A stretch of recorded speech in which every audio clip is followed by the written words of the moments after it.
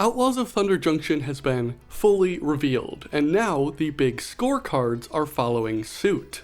If you can't reckon why there are two sets coming out at the same exact time, you are probably not alone. As you may have heard, March of the Machine, the Aftermath, did not perform so well.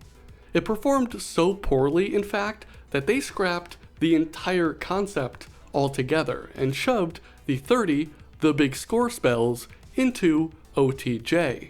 Every last one of them is mythically rare, and you'll find them in the list spot of your collector or your play boosters. And yes, they will be standard legal, which is big news for you enjoying that format as well. I've picked 10 or so spells that I think will kick up some dust in Commander, specifically EDH. But if you want to check out the full roster of all 30 the big score spells, I put a Scryfall link for you in the description. And while you're down there, why don't you go ahead and click that subscribe button. If you do, I promise you will live forever. That's a guarantee. Alright, with all that context behind us, it's high time I start showing you the cards, right? Molten Duplication is the new infinite combo piece. The sorcery is 1 and a red that will create a token copy of a target creature or artifact. That token will be an artifact in addition to its other types, will have haste, and must be sacrificed at the end of the turn. In combination with Dualcaster Mage and one other creature or artifact under your control, you can win in a million different ways. Infinite Magecraft triggers, enter the battlefield triggers, hasted creatures to attack with, sacrifice triggers, and leave the battlefield triggers. I think I covered them all, so let's check out how to pull it off. You need that creature or artifact on the battlefield to start. You need Molten Duplication and Dualcaster Mage in hand with 2 and 3 red mana available. Cast the Molten Duplication, targeting the creature or artifact. Holding priority, cast your Dualcaster Mage, as it has the Flash ability. When it enters the battlefield, you will copy the Molten Duplication that's still on the stack, this time targeting the freshly entered Dualcaster Mage. The copy of the Molten Duplication will resolve, with a new Dualcaster Mage token having entered the battlefield, where you will target the original Molten Duplication with his ability. That chain will go on for however long you want it to. The combo works in the exact same way as the Dualcaster Mage and Twin Flame combo, but in my opinion, this version is strictly better. You get the flexibility to start the chain by targeting an artifact, and you get the infinite sacrifice triggers at the end of the turn, as opposed to those copies getting exiled. I suppose you'll probably win the game before then, but again, if you're locked out of attacking for some reason and don't have a Perforos, God of the Forge, to burn everyone out as the tokens enter the battlefield, a Mayhem Devil or Nadir's Nightblade can get the job done. If you prefer to stay away from combos, this spell still has some horsepower, letting you double down on some of your best ETB effects, attack triggers, and death triggers. Let's stick on red with the Generous Plunderer. This is a menace 2/2 creature that costs 1 and a red. At the beginning of your upkeep, you have the choice to create a treasure token. If you make that choice, a target opponent will create a tapped treasure token. For those of you in the know about the set mechanics, that would count as a crime, offering all sorts of payoffs elsewhere in the set. The treasure ramp, even with that drawback on such a cheap creature, already has me intrigued. But as we read on, you're also punishing your opponents if they start hoarding those treasure tokens, or made the unfortunate choice to play an artifact-themed deck. When this creature attacks, it will deal damage to the defending player equal to the number of artifacts they control. I've already got designs to go all in with this, tagging in Descent to Avernus, Pain Distributor, and get real crazy with a Mycosynth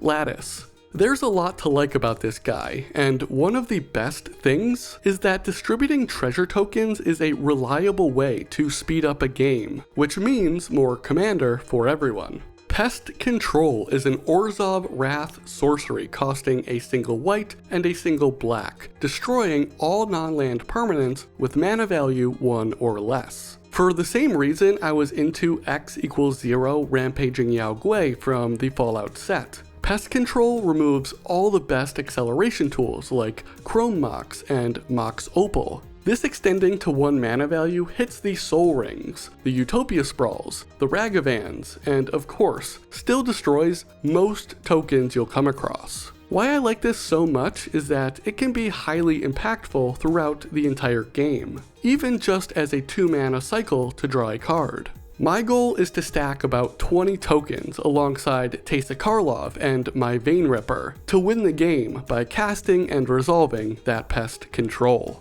Sword of Wealth and Power is a 3 mana artifact with an equip cost of 2, giving your equipped creature +2/+2 and protection from instants and sorceries. I'm partial to the color protection, so you can also sneak some player damage through, but this is certainly nothing to scoff at. If you do manage to deal combat damage to a player, you first make a treasure token, and then you copy the next instant or sorcery you cast this turn. You can even pick new targets with the copy. If you're tapped out, that treasure token could surprise folks and let you pick off 2 targets with Path to Exile. If you've got access to full mana, you can cause all sorts of havoc with this sword. Transmutation Font is a library to battlefield artifact tutor that can only be activated at sorcery speed. Now it costs 5 mana to cast and 3 mana and 3 differently named artifacts to get there. But once you do, a win will surely be in sight. You're probably already thinking it, but this will be Academy Manufacturer's best friend, as that bad boy spits out 3 differently named artifacts whenever you create one of those 3. Transmutation Font can also tap to create a blood, food, or clue token to help you get to that all-important 3. Just know, if you ever tutor a Winter Orb using this ability, you are so not invited to my bat mitzvah. Surprisingly good movie, actually. Sandstorm Salvager is a 2 green 1/1 creature that will create a 3/3 golem when entering the battlefield. Tapping the creature and paying 2 mana will let you put a +1/+1 counter on each creature token you control, and give them trample for the turn. If you're in the business of winning through combat damage with your creature tokens, this is a perfect spell to enable that strategy. Gered, Conclave Exile, has his trusty Rhino that he loves to populate, along with Rampaging Baloth tokens, maybe an elemental with Dance of the Tumbleweeds. Bernard, Ginger Sculptor, has a thing for creature tokens and golems. You may call this one Love at First Sight.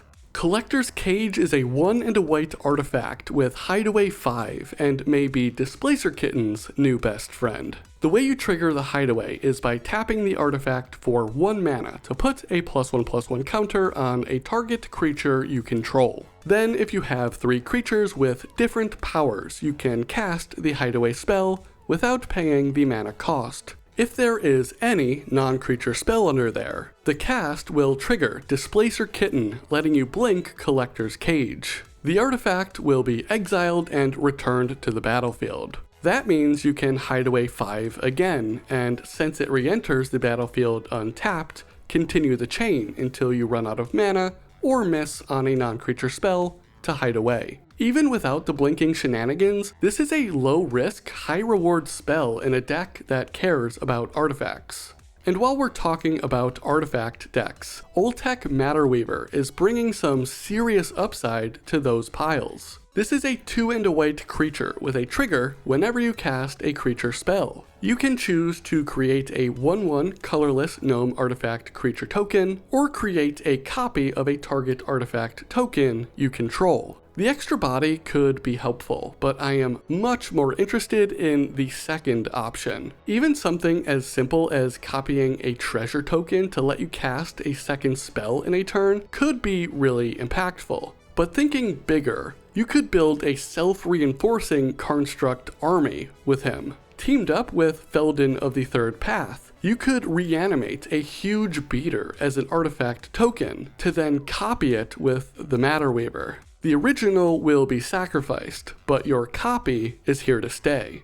Memory Vessel is 2024's version of Memory Jar, and on the face of it looks more fair, as there is no drawing or discarding, and you have to exile the vessel to use it, as opposed to sacrificing the jar. Memory Vessel is a 3 and 2 red artifact that can tap and exile itself at sorcery speed. That will exile the top 7 cards of each player's library. Until next turn, each player may play those spells from exile and cannot play spells from their hand. While seemingly not busted, there are absolutely ways you can abuse this. Your commander plus Passionate Archaeologist could end somebody's game. Rocco Street Chef will be cooking, and the new spell, Aven Interrupter, is a one-sided beating, making all the spells that your opponents cast during that rotation cost 2 more mana.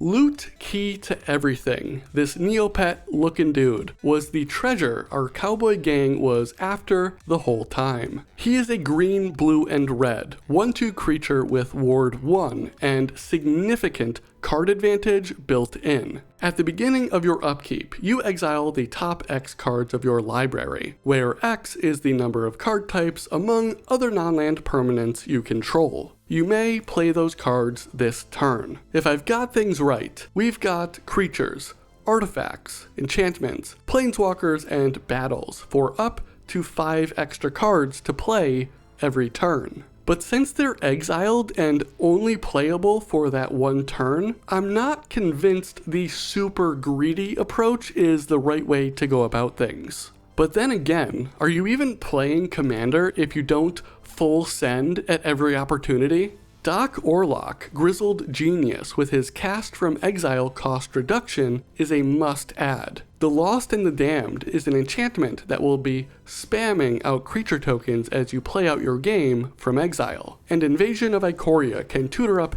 any creature you still have in your library right onto the battlefield. Honestly though, you don't have to play into the exile theme at all. Loot will be serving up 2 to 3 extra cards every turn, so if you've been looking for a teamer good stuff commander, this just may be your little dude. Commander Precon deck lists just got released too, and this channel will be doing some budget upgrade review videos. Subscribe to the channel so you don't miss those. Like the video if you liked the video. Let me know in the comments the big score card you are most excited about, and if you missed it, check out the Outlaws of Thunder Junction spoiler video right over there. I'll catch you next time for some more monkeying around.